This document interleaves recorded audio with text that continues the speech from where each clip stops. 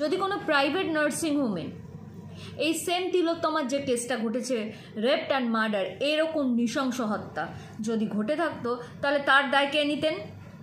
নিশ্চয়ই সেই private nursing হোমের ওনার। পুলিশ কাকে অ্যারেস্ট করতো? সেই ওনারকে, এবং তাদের এগেনস্টে ইনভেস্টিগেশন চলতো। এক্ষেত্রে কি হয়েছে? সরকারি হসপিটাল থেকে সেম জিনিসটা ঘটেছে, এত নৃশংসভাবে ঘটেছে, তাহলে কার দায়িত্ব পড়ছে? সরকারের। তাহলে সরকারের কি করা উচিত? স্বাস্থ্যমন্ত্রী, পুলিশ মন্ত্রী যিনি আছেন তার রিজাইন করা উচিত। তিনি কি করছেন? না, করছেন না। তিনি এতদিন ধরে প্রতিবাদ দেখেছেন, প্রতিরোধ দেখেছেন, অপোনেন্ট পার্টির প্রতিবাদ দেখেছেন, প্রতিরোধ দেখেছেন। এখন উনি কি দেখছেন? ডক্টরদের প্রতিবাদ দেখছেন, সমস্ত নাগরিক সমাজের প্রতিবাদ দেখছেন। দেখছেন তো? তারপরেও রাষ্ট্র একটি মেয়ের এগেনস্টে, এই ঘটনার এগেনস্টে এত বড় একটা টিম দিয়ে লয়ার নিযুক্ত করেছেন। রাষ্ট্র একটা রেপ কেস, একটা মার্ডার কেস, তার ভিকটিমের এগেনস্টে এত বড় টিম দিয়ে এত কোটি টাকা খরচা করে লয়ার দিচ্ছে। কেন? কারণ কি? আজকে এই জবাব চাই।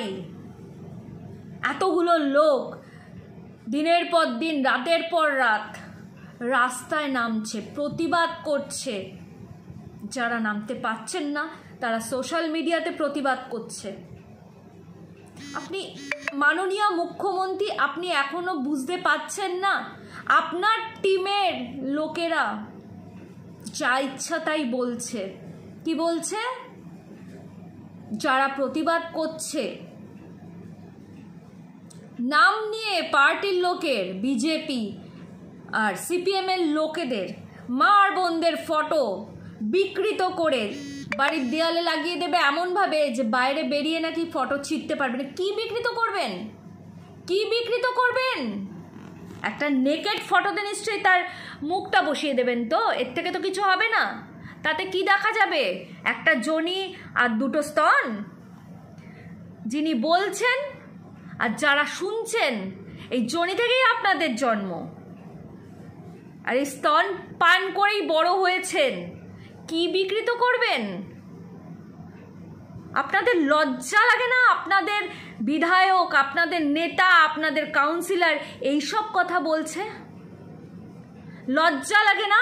আরে নাগরিক সমাজ প্রতিরোধ করছে, প্রতিবাদ করছে, শুধুমাত্র সিপিএম আর বিজেপি করছে না। প্রতিবাদ তো দেখেছেন এতদিন শুধু অপোনেন্ট পার্টির। নাগরিক সমাজের প্রতিবাদ দেখেননি আপনারা। অভয়ার থেকেও নৃশংসভাবে এই খুন। বলা যায় না, হয়তো এটা প্ল্যান্ড মার্ডারও হতে পারে, সেটাও হতে পারে। বিচার্য বিষয়, সেই ব্যাপারে কথা বলতে চাই না, যেটা বিচার্য বিষয়। বাট এইটুকুনি তো সচেতনতা হোক। আমরা কোনোদিনও দেখিনি ডক্টররা এইভাবে রাতের পর রাত, দিনের পর দিন কর্মবিরতিতে চলে গেছে, রাতের পর রাত, দিনের পর দিন তারা এইভাবে প্রতিরোধ করছে, এইভাবে প্রতিবাদ করছে। আমরা সাধারণত ডক্টরদের দেখি তারা নিরীহ হয়, অনেক শান্ত হয়, তারা রোগীর সেবা করে আমাদের সমাজে সুস্থ জীবনে ফিরিয়ে দেয়। আজকে সেই ডক্টররা বাধ্য হয়েছে আন্দোলনে নামতে।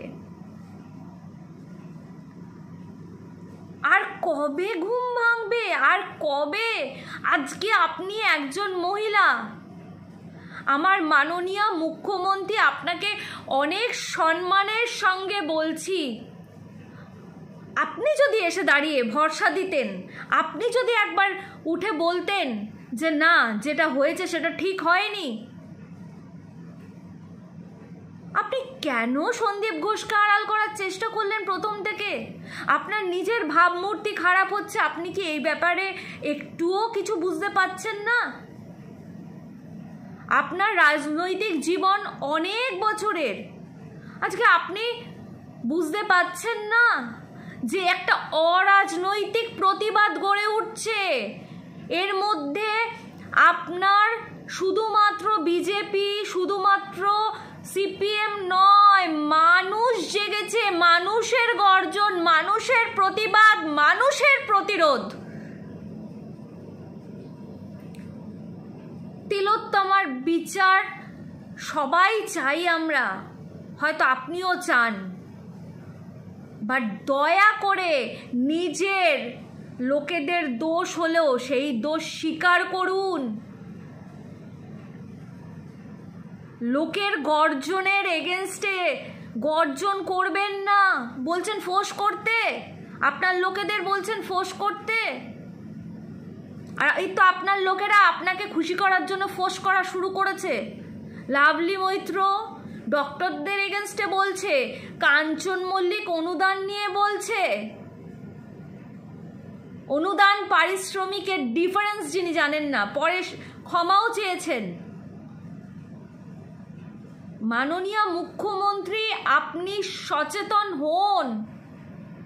এখনো সবাই গোয়েলের পদত্যাগ দাবি করছেন, আপনার পদত্যাগ এখনো অবধি কেউ দাবি করেনি। বাট আপনি যদি আজকে অপোনেন্টে থাকতেন, আপনি কি করতেন? কার দাবি করতেন? কার পদত্যাগের দাবি করতেন? আপনি স্বাস্থ্যমন্ত্রীর পদত্যাগের দাবি করতেন, আপনি পুলিশ মন্ত্রীর পদত্যাগের দাবি করতেন, আপনি সিএম থেকে পদত্যাগের দাবি করতেন, মুখ্যমন্ত্রীর পদ থেকে পদত্যাগের দাবি করতেন। করতেন তো, করেছেন তো এর আগে।